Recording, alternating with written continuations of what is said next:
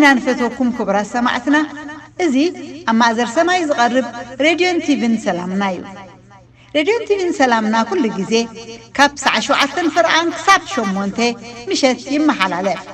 كم وترو لهم سنبتون باستفلالي أقل تزغرب مدبنا كتكتاتلو بحاجوس نقدمكم سلام تخاتاتل تي في سلامنا كمل لكم أبزل لكم سلام كريستوس يبزحلكم لما عنتم بعد إن مهارو كاب حق أملاح حكا مخات زوردو صعبين زبليو إذن مهارو زلنا قدمي بزحات حقوات أقلقلتي ندا مهارو زمهرو زلو نوعي أنا خاني أو الجيبه خمهر زيابير مسجن كنصلينا እግዚአብሔር ክረዳና ካብ ሕጊ ኣምላኽ ከይንርሕቕ ወይ ድማ ርሒቕና እንተሊና ምእንትን ክንምለስ ንጸሊ ነፍሲ ወከፍና ዎ እግዚአብሔር ንዘለዓለም ትነብር ኣምላኽና ምለሰና ንሕና እውን ንምለስ ካብ ሕጊኻ ርሒቕካ ምኻድ ዘለዎ ሳዕቤን ኣብ ህይወትና ኣብ ሃገርና ኣብ ከባቢና ንሪኦ ኣለና እሞኒ እግዚአብሔር ኣምላኽና ናብ ቃልካ ናብ ሕግኻ ናብ ጸጋኻ ናብ ፍቕርኻ ናብ መስቀልካ ክንምለስ ክትረዳእና ንጽልይ ኣለና ወመንፈስ ቅዱስ መሃረና ንኽንምለስ ብስም ወድኻ ኢየሱስ ኣሜን እሺ እግዚአብሔር መስገን ካብ ሕጊ ኣምላኽ ርሒቕካ ምኻድ ኣዝዩ ሓደጋ ዘለዎ ጉዕዞ እዩ እንሪኦ መሳፍንቲ ምዕራፍ 21 ጥቕሲ 25 ዘሎ በቲ ዘበንቲ ይብል ኣብ እስራኤል ንጉስ ኣይነበረን እሞ ነፍሲ ወከፍ እቲ ቁኑዕ ኮይኑ ተረኣዮ ይገብር ነበረ ይብል ነፍሲ ወከፍ ዘዝ ተረኣዮ ዘዝ ዝመሰሎ ካብ ቃል ኣምላኽን ካብ ሕጊ ኣምላኽን ወፂኡ ይኸይድ ነይሩ ነዚ መሰረት መልእኽትና ዝኾነና ከዓኒ ሎማዓንቲ ኣብ መሳፍንቲ 18 ካብ 11 ዝጋ 21 ዘሎ ኢና ክንመሃሮ ከምዚ ድማ ዝብል ሽዑ ካብ ዓለት ደቂ ዳን 600 ሰብኣይ ኣጽዋር ውግእ ተዓጢቖም ካብ ጾርዓ ካብ ኤሽታዖል ነቐሉ ደይቦም ከዓ ኣብ ቅርዓት ዓሪም ናይ ይሁዳ ሰፈሩ ስለዚ እቲ ቦታቲ ክሳብ ሎሚ ሰፈርዳን ትበሃል ኣላ እንሃ ኣብ ድሕሪ ቅርያ ያዕሪም ኣላ ቁጽሪ 13 ካብ ከረን ኤፍሬም ሓሊፎም ናብ ቤት ሚካ መፁ ሽዑቶም ንሃገር ላሽ ዝስልዩ ኸይዶም ዝነበሩ 5 ሰብኣይ ነቶም ኣሕዋቶም ኤፎድን ትራፊን እተጸርበ ምስልታት ዝፈሰሰ ምስልን ኣብዚ ኣባይቲ እዚ ከም ዘሎ ትፈልጡ ዘለኹም ሕጂ ድማ ትገብርዎ ፍለጡ ኢሎም መለሱሎም ቁጽሪ 15 ናብ ቤት እቲ ኣብ ቤት ሚካ ዝነበረ መንእሰይ ለዋዊ ኣግሊሶም ብዛዕባ ጥዕንኡ ጠየቕዎ እቶም ካብ ደቂ ዳን ኣጽዋር ውግእ እተዓጥቁ 600 ሰብኣይ ኣብ ኣፍ ደገ ደው ኢሎም ነበሩ እቶም ነቲ ሃገር ክስልዩ ዝኸዱ ዝነበሩ 5 ሰብኣይ ድማ ነቲ ኻን ምስቶም ኣጽዋር ውግእ እተዓጥቁ 600 ሰብኣይ ኣብ ኣፍ ደገ ደው ኢሎም ከለዉ ደይቦም ናብኡ ኣትዮም ነቲ ተጸርበ ምስልን ነቲ ኤፎድን ነቲ ትራፊን ነቲ ዝፈሰሰ ምስሊ ወሰዱ እዚኣቶም ኣብ ቤት ሚካ ኣትዮም ነቲ ተጸርበ ምስሊ ኤፎድ ዝወሰዱ ቁጽሪ 19 ንሳቶም ስቕ በል ኢሎሞ ምስ ወሰድዎ ነዚ እቲ 18 እዚኣቶም ነቲ ኣብ ቤት ሚካ ኣትዮም ነቲ ጸረብትን ምስልን ነቲ ኤፎድን ነቲ ዝፈሰሰ ምስሊ ምስ ወሰዱ እቲ ኻን እንታይ ትገብሩ ኣለኹም በሎም ንሳቶም ካ ስቕ በል ኣፍካ ብኢትካ ሒዝካ ምሳና ኺድ እሞ ኣቦን ካህን ኩነና ኣብ ቤት ሓደ ሰብኣይ ካህን ምዃን ዶ ወይስ ኣብ ሓደ ነገድ ኣብ ሓደ ዓለት ኣብ እስራኤል ካህን ምዃን ይሓይሽ በልዎ ሽዑ ልብቲ ኻን ተሓጐሰ እሞ ነቲ ኤፎድን ትራፊን ነቲ ተጸርበ ምስልን ወሲዱ ኣብ ማእከልቲ ህዝቢ ኣተወ ይብል ኩሎም ቶም ህዝቢ እተረኣዮም ስለ ዝገብሩ ዝነበሩ ሕጂ ድማኒ ሰሪቖም ከምኡኻ ብሓይሊ ኣፍካ ሓዚሎም ነዚ ኻህንን ነቲ ናይ ሚካ ዝነበረ ተጸርበ ምስሊ ሒዞሞ ክኸዱ ከሎ ኢና ንርኢ እቲ ዋና ዝተሓስቦ ሕጊ እንታይ ኢልና እንተሓቲትና እዚ እዩ ከምቲ ኣብ ዘፀኣት ዘሎ ቀዳማይ ሕጊ ምዕራፍ 20 ዘፀኣቶም 10 ትእዛዛት ካልኦት ኣማልክቲ ኣብ ቅድመይ ኣይሃሉኻ ኣይትስገደሎም ኣይተገልግሎም ድማ ኣነ እግዚኣብሔር ኣምላኽ ቀና ኣምላኽ እየ እሞ ዝፀልኡኒ ሓጢኣት ኣቦታት ኣብ ደቂ ክሳብ ሳልሳይ ክሳብ ራብዓይ ወለዶ ይቐፅዕ ተኻልኣይ ሕጊ ከዓ እግዚኣብሔር ስሙ ብኾንቱ ንዘለዓለ ከይቀፅዐ ኣይሓድጎን እሞ ስም እግዚኣብሔር ኣምላክካ ብኾንቱ ኣይተልዕል ሳልሳይ ሕጊ ምስልን ስእልን ዘበለ ንዓኻ ኣይትግበር ራብዓይ መዓልቲ ሰንበት ቀድሳን ዘክራን ሓሙሻይ ኣብ እግዚኣብሔር ኣምላክካ ዝህበካ ምድሪ ዕድሜኻ ምእንቲ ክነውሕ ኣቦኻን ኣዴኻን ኣኽብር ሻድሳይ ትእዛዝ ኣይትቕተል ሻውዓይ ኣይትዘሙ ሻሙናይ ኣይትስራቕ ታሽዓይ ኣብ ቤት ብጻይካ ብሓሶት ኣይትመስክር ኣብ ብጻይካ ብሓሶት ኣይትመስክር ዓስራይ ቤት ብጻይካ ኣይትመነህ ሰበይቲ ብጻይካ ጉዝኡን ግዝኣቱን ብዕራዩን ኣድጉን ገንዘቡን ብጻይካ ዘበለ ኩሉ ድማ ኣይትመነህ እዩ ዝብል እዚአን እተን ቀንዲ ቁዋም ንሓደ ሕብረተሰብ ዋና ቋም ዝኾና 10 ትእዛዛት እየን በዚአን እዮም ሰባት ኣብ ንሕድሕዶም ብሓደ ክነብሩ ብሓደ ክዋሰቡ ብሓደ ድማኒ ሃገር ክኾኑ ድዮም ሕብረተሰብ ክኾኑ ድዮም ብሕፅር ዝበለ ዓዲ ክኾኑ እዘን 10 ትእዛዝ እየን ምስ ዘኽብሩ እዮም በዚ ምክንያት እዚ እዩ ኣብቲ ዘመን እቲ ከም ድሌቶም ዝኸዱ ስለ ዝነበሩ ድማ ነዚ ትእዛዝ እዚ ጥሒሶሞ ተቐዳማይ ትእዛዝ ተሓስቦ ኣብ ቅድመይ ካልእ ኣማልኽቲ ኣይትግበር ኣነ ቀና እግዚኣብሔር እየ ኣብ ቅድሜኻ ምስልን ስእልን ኣይትግበር እተባሃሉ እዞም ሰባት እዚኦም እቶም 5 ሰለይቲ ኣቐዲሞም ክስልዩ ከለዉ ኣብ ቤት ሜካ ዝረኣይዎ ምስሊ ጣዖትን ንዕኡ ሰሪቖሞ ናይ ባዕሎም ክገብሮ ከሎ ኢና ንርኢ ኣብ ዘበና ናይ ሎሙና ጣዖት ድማ እንታይ ምዃኑ ክንፈልጥ ይግባአና እዩ ንቃል እግዚኣብሔር ምጥሓስ እቲ ዝዓበየ ጉድኣቱ ኣብ ንሕድሕድካ ክትባላዕ ኩናትን ፌራን ንኽተምፅእ ዝገብረካ መገዲ እዩ ስለዚ እዞም ሰባት እዚኦም ናብ ውግእ ክኣትዉ ከለዉ ከምቲ ዝመሰሎም ክኸዱ ከለዉ ኢና ንርኢ ዘለና እቲ ዝዓበየ ኣብ ዘበና ድማኒ ንኣምላኽ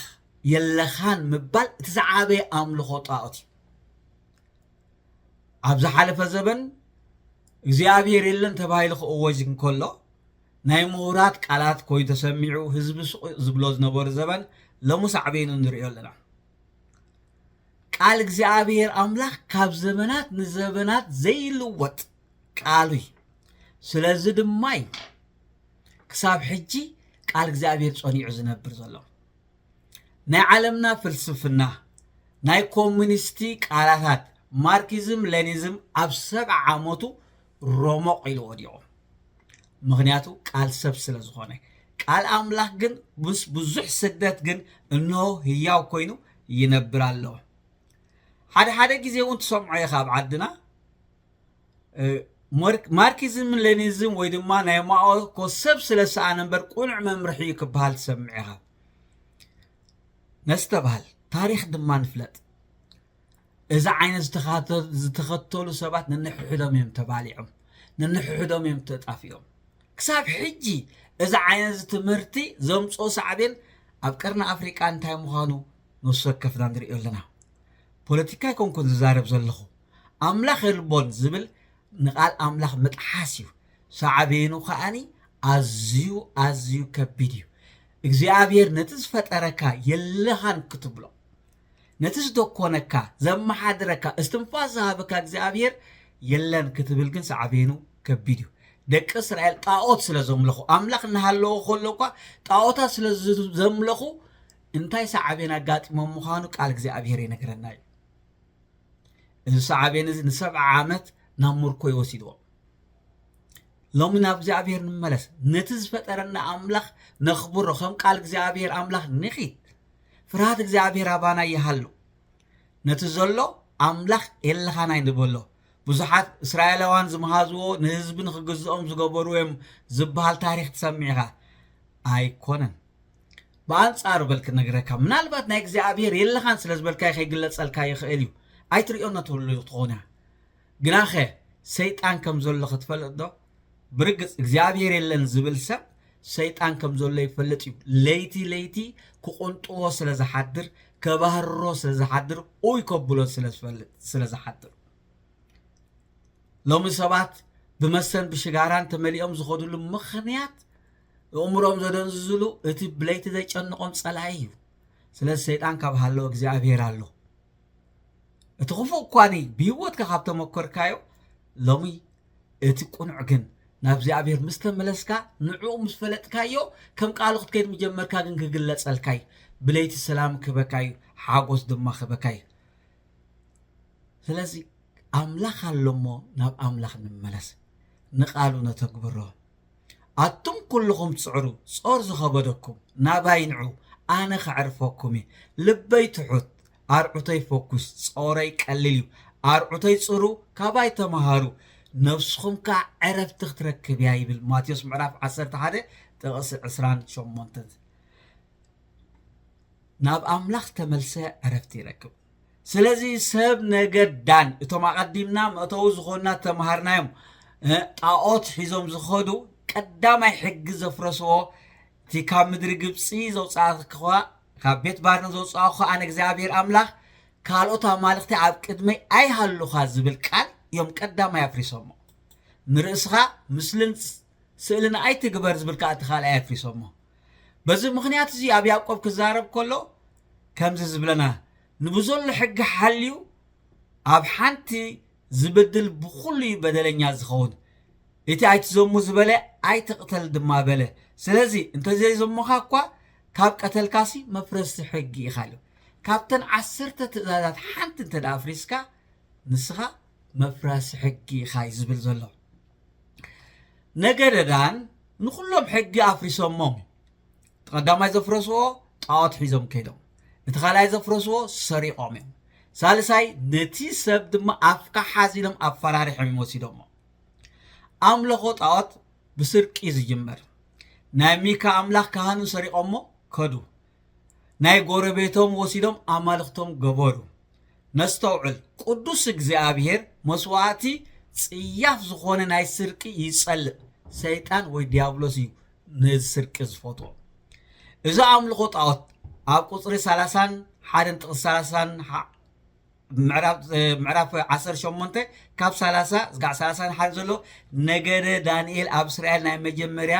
ኣምልኾ ጣዖት ዘተኣታተው ብወግዒ ኣብ እስራኤል ዘይነበረ ዝገበሩ እዮም እዚ ናይ ሚካ ጣዖት ወሲዶም ኣብ ህዝቦም ኣብ ሽሎ ከምቲ ናቶም ዝደልይዎ ዝገበሩ እዮም ስለድሕሪ ዓመታት እዚ ድማኒ የሮብዓም ተባህለ ንጉስ ከዓ መፂኡ ከዓኒ ምራኽ ስኢሉ ድማ ኣብ ክልቲኡ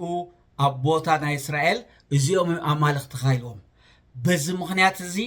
ድሕሪ 500 ዓመት ነተን 500 ዓመት ዝነበራ ሰናብቲ ስለ ዘፍረስዎን ንእግዚአብሔር ስለ ዘይቀደስዎም ስለ ጣዖት ዘምለኹ ን7 ዓመት ተፈሪዶም በዚ ምኽንያት እዚ ምስሊ እዚኦም ተን 7 ዓመት ክሳዕ ዝውዳእ ዝብልና ኣብ ኤርምያስ ኣብ ዜና መዋዕል ክዛረብ ከሎ ጥቕሲ ምዕራፍ 36 ጥቕሲ 21 እዘን 7 ዓመት ክሳዕ ዝመልኣ እታ ምድሪ ኣብ ክንድተን ሰናብታ ክሳብ እትከሓስ ባዲማ ከለኻ ሰናብቲ ኣብ ዓለት እዚ ከዓ እቲ ብኣፍ ነቢ ኤርምያስ ተገብረ ቃል እግዚአብሔር እተነገረ ቃል እግዚአብሔር ምእንቲ ክፍጸም ዝብል ኣምላኽ ን7 ዓመት ንምርኮ ዝለኣኾም ምኽንያቱ ብኣጋጣሚ ስቑኢሉ ይኮነ እግዚአብሔር ሰብዓ ኢሉ ኣውጅሎም ብስምዒት ወይ ድማ ብኽሳ ኣይኮን እንታይ ዳ ኣብ 500 ዓመት ዘብዓልዎን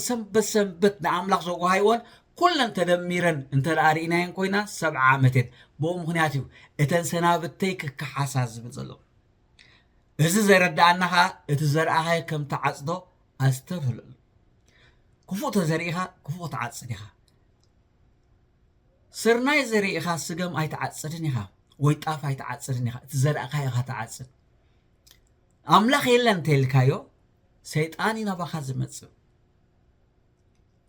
እንተ ደኣ ንቃል እግዚአብሔር ጥሒስካዮ ከዓኒ ዝጥሕሱ ሰባት እዮም ዳሓ ዝረኽቡኻ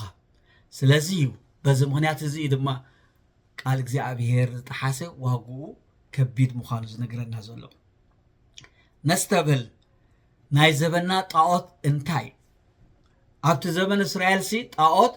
ብዕንጨይቲ ሰሪሖም እዚ ኣምላኽ እዮም ዝብል ነይሮም ናይ ዘበና ጣዖት ካብ ፍርሃት ኣምላኽ ወፂኻ ኣምላኽ የልቦን ብምባል ከም ድላይካ ምኻድ ፍርሃት ኣምላኽ ዘይምህላው ናብራ እንስሳ ይዘንብረካ ነንሕድሕድካ የጣፈአካ ፍርሃት ኣምላኽ ዘይምህላው ሕማቅ ቅንኢ ኣብ ውሽጥካ ዘላዓዕሎ ሓደ ካብቲ ፍረ ስጋ ድማ ቅንኢ እዩ ቅንኢ እቲ ዝኸፍአ ኣብ ኩሉ ቦታ ፈላጥ ዝብል ወይ ድማ ሕማቅ ትርጉም ዝህብ ክፉእ ባህሪ እዩ ኣብ ኩሉ ፈላጥ ኢኻ ትብል ሓደ ሰብ ሓሚሙ እንተመፂእኳ ሓሲ ከይሰርሕ ደልዩ ክትብል ይገብረካ ሓደ ሰብ ተሃብቲሙ ሰሪቁ እንዳኣሎ ሃብቲሙ የብለካ ብንትርፊ ክፉእ ሓሳብ ብዛዕባ ሰብ ፅቡቅ ሓሳብ ከይተሓስብ ይገብረካ እዚ ካብ ፍርሃት ኣምላኽ ወፂኻ ግብሪ ስጋ ምስ ትገብር እዩ በዚ ምክንያት እዚ ድማኒ ኣብ ገላትያ ክዛረብ ከሎ ምዕራፍ 5 ጥቕሲ 19 ከምዚ ዝብለና እቲ ግብሪ ስጋ ጉሁድ እዩ ንሱ ከዓ መንዝር ርኽሰት ዕብዳን ኣምልኾ ጣዖት ጥንቆላ ፅልኢ ባእሲ ቅንኢ ሻራ ምፍልላይ ዝርገት ቅንዓት ቅትለት ስኽራን ጓይላ ከምዚኦም ዝኣመሰሉ ካልኦት እዮም ከምዚኦም ዝኣመሰለ ዝገብር ንመንግስቲ ኣምላኽ ከምዘይኣትዋ ኣቐዲመ እብለኩም ኣለኹ ይብል ሕፅር ኣቢሉ ድማኒ ኣብ ቆሎሴ ምዕራፍ 3 ብዛዕባ ጣዖት እንታይ ምዃኑ ናይ ዘበና ጣዖት ክዛረብ ከሎ ከምዚ ይብል 3:5 ስለዚ ኣብ ምድሪ ዘሎ ኣካላትኩም ቅተሉ መንዝርና ርኽሰት ፍትወት ስጋ ክፍኣት ትምኒት ስስዐ እዚ ድማ ኣምልኾ ጣዖት እዩ እቶም 5,600 ሰባት ምስቶም 5 ሰላይ ካብ ቤት ሚካ ዝወሰድዎ ናይ ዕንጨይቲ ጣዖት እዩ ስእሊ እዩ ምስሊ እዩ ብወርቂ ተለበጠ ዕንጨይቲ እዩ ናይ ዘበና ጣዖት ከዓኒ ቅትለት ምንዝር ርኽሰት ፍትወት ስጋ ክፉእ ትምኒት ስስዐ እዚኦም ድማ ኣምልኾ ጣዖት እዮም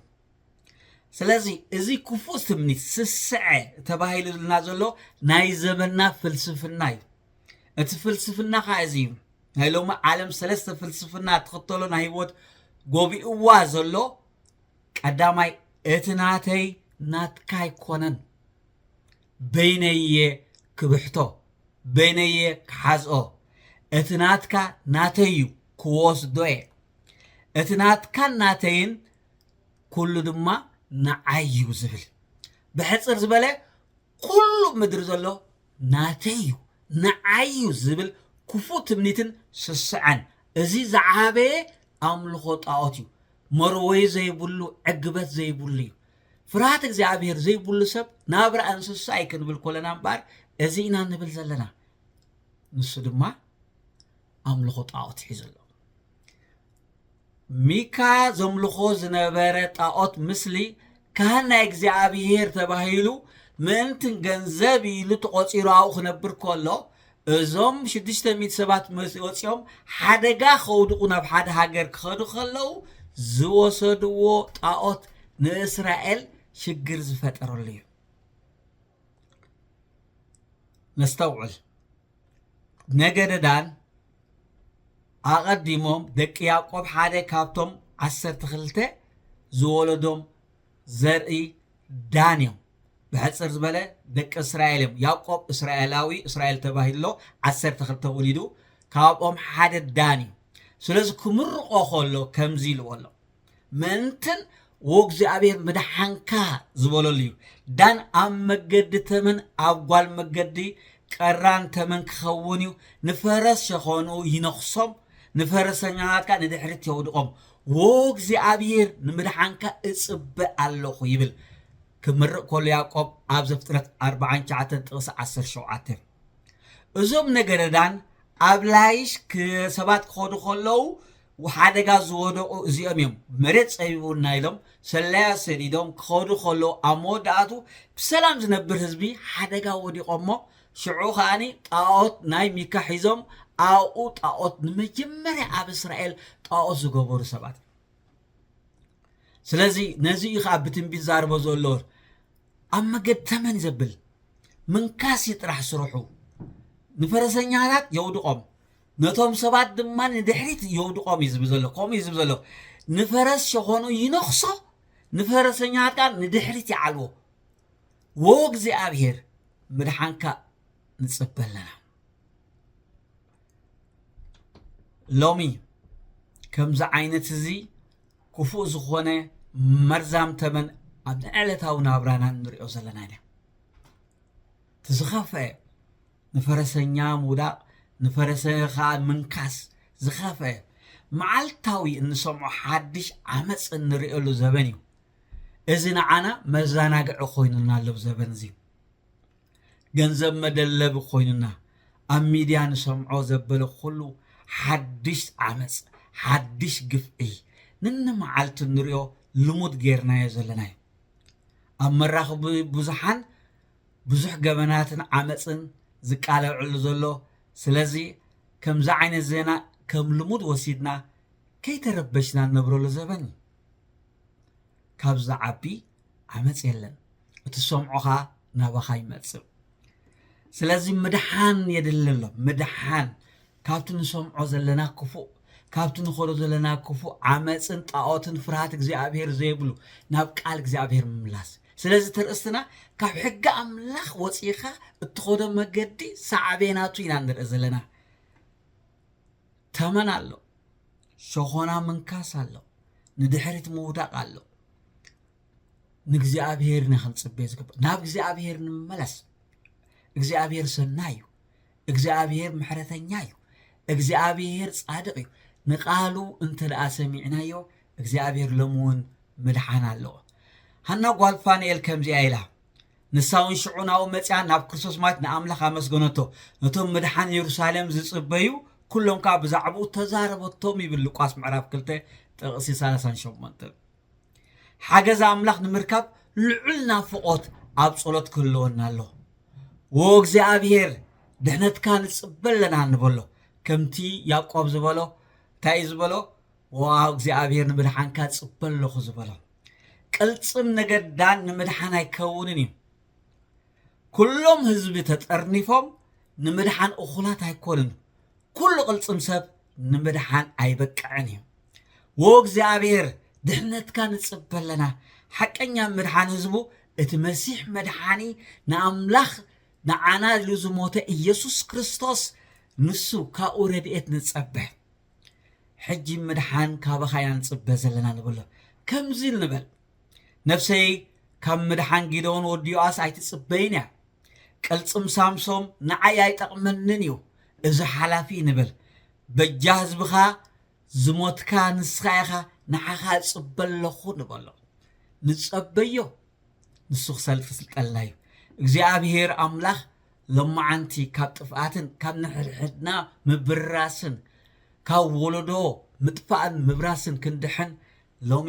ከም ደቂ ዳን ጣዖታትና ሒዝና ይንኸድ ካብ ጣዖታትና ንመለስ ንጉስ ኣይነበረን እሞ ከም ድላይ ምኾድ ነበሩ ዝብል ቃል ሎሚ ንዓና ይከውነናን እዩ ናብ ኣምላኽ ንመለስ ናብ ጎይታ ንመለስ እንተዘይ ኮይኑ መወዳእቱ ጥፍኣት እዩ እንተዘይ ኮይኑ መወዳእቱ ሕንፍሽፍሽ እዩ ኣምልኾ ጣዖት ናብ ህዝቢ ንምርኮ የምፅዎ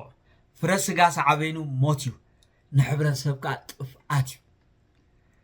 በዚ ምክንያት እዚ ነንሕድኩም እናተነኻስኩም እናተባልዕኹምን ከይትጣፍኡ ዝብለና ኣብ ገላትያ ምዕራፍ 5 ጥቕሲ 15 ንሓድሕድኩም እናተናኸስኩምን ተባልዕኹም ግና ንሓድሕድኩም ከይትጣፍኡ ተጠንቀቑ ይዝብል ቃል እግዚኣብሔር ተጥሒስካ ከምቲ ጣዖት ናይ ዘበን እዚ እንተ ትኸይድ ኣለኻ ደድሕር ሚድያ ዝሰምዖ ዘለኻ ሓድሽ ወረ ሓድሽ ክፋእ ሓድሽ ዓመፅ እንተ ደኣኒ መምርሒኻ ጌርካ ትወስዶ ሃሌኻ ኮንካ መወዳእቱ ጥፍኣት እዩ ዓስቢ ሓጢኣት ስሞት እዩ ትውክልትኻ ትምክሕትኻ ከም ናይ ሳምሶም ሓይሊ ናብ ቅልጽምካ ተኣምን እንተኮንካ ማለት ናይ ስጋዊ ሓይሊ ክብል ከለኹ ወይ ድማኒ እተፈላለየ ናትካ ትብሎ ነገር መሳርሒ ውግእ ክኸውን ይኽእል እዩ ሰባት ክኸውን ይኽእል እዩ ወይ ድማ ዓለትን ወይ ተፈላለየ ህዝብን ክትምካሐሉ እቲ ነገር እንተልዩ ኮይኑ መወዳእቱ ጥፍኣት እዩ ኣብ ዓለም ኣጥፊእዋ ዘሎ ንሱ እዩ ስለዚ ንመለስ ናብ እግዚኣብሔር ንመለስ ናብ ሕጊ እግዚኣብሔር ንመለስ ሕጊ እግዚኣብሔር ኣምላኽ ንነፍሲ ይህዳእ እዩ ቃል እግዚኣብሔር ኣምላኽ ንትሑታት ይመልሶም እዩ ቃል እግዚኣብሔር ኣምላኽ ጽቡቕ ፍረ ክትፈሪ ዝገብረካ ሕጊ እግዚኣብሔር መጥሓስ ግን ሞት እዩ እንንሕሕትካ እዩ ዘባልዐካ ሕጊ እግዚኣብሔር ቀንዲ መጥሓስ ከምቲ ዝበልናዮ ንእግዚኣብሔር ኣምላኽካ ዘይምፍራሕ ንቓሉ ዘይምእዛዝ ምድሓን እግዚኣብሔር ዘይምጽባይ ዓስቢ ፍትወት ስጋ ኩሉ ግዜ ጥፍኣት ኣብ ርእሲ ጥፍኣት እዩ ዘምጽእ እዚ ተረዲእና ሎማዓንቲ ንመለስ ጣዖታት ዘምለኹ ኩሎም በሪሶም እዮም ከም ህዝቢ በሪሶም ከም ቤተሰብ በሪሶም ከም ግለሰብ ዓንዮም እዮም ንኣምላኽ ዘምለኸ ሞት ኢየሱስ ክርስቶስ ትንሣኤኡ ኣሚኑ ፍቕሪ እግዚኣብሔር ተንኪፍዎ ቃል ኣምላኽ እንታይ ከም ዝብል ክሰምዕ እዛኑ ዝኸፈተ ሰብ ግን ከምቲ ሃና ጓል ፋኒኤል ምድሓን ዝደለየት ዝረኸበቶ ምድሓን ኢኻ ትረክብ ሃሌሉያ ሕጂ ክንጽሊና ንወሰከፍና ከምቲ ዓንቶይ ዝበልናዮ ምድሓንካ ንጽበልና ያዕቆብ ከምኡ ኢሎ ዳንሲት ከም ተመን ኢልዎ ኣብ ባይታ እዩ ዝበጥ ዝብሎ ይናኸስ ኢልዎ እግዚኣብሔር ምድሓንካ ዝጽበል ኣለኹ ኢሎ ሃሌሉያ ናይ ሙሉእ ናይ ነፍሲ ናይ ኣእምሮ ናይ መንፈስ ምድሓን ዝህብ ጎይታ ኢየሱስ ሎሚ ብተፈላለየ ትጭነቕ ዘለኻ ሰብ ብለይቲ ብሕልሚ ትጭነቕ بمرجم تفاعل نايت سلمات وجز بس حكى سب مدحان بكريستوس تامعلت مدحان حجة تصحيف لنا مجمرة بقلنا مدحنا نركب دحرق خاني كم هزبي مدحنا خير ركبنا كبرنا جزء أبير أملاك يخون هاليلويا حجة نصلينا مساعد تصلي مدحان جزء أبير ونفسي مدحان كاتسب بلان ولا أملاكنا خلص أنا نم مدحان كبسحنا تصلي እግዚአብሔር አምላኽና ሎምነዝ እንሰምዕ ዘለና እግዚአብሔር ካብ ጧት ክትመልሰና ካብ መፍራስ ሕጊ ክትመልሰና እግዚአብሔር አምላኼ ናኻ ሸለል ከይበልናካ ከይቋፀርናካ ዘበና ከይውዳእሞ ጥፍኣት ኣብ ርእሲ ጥፍኣት ከይበፅሕሲ ገጽካ ናብኻ ክንመልስ መንፈስ እግዚአብሔር ደግፈና ጸጋኻ ኣውርዶ ሓጢኣትና ይቕረበል ኦ ጎይታዬ ኣበሳና ደምስስ ኣይትደርብየና ከም ህዝቢ ኣይትደርብየና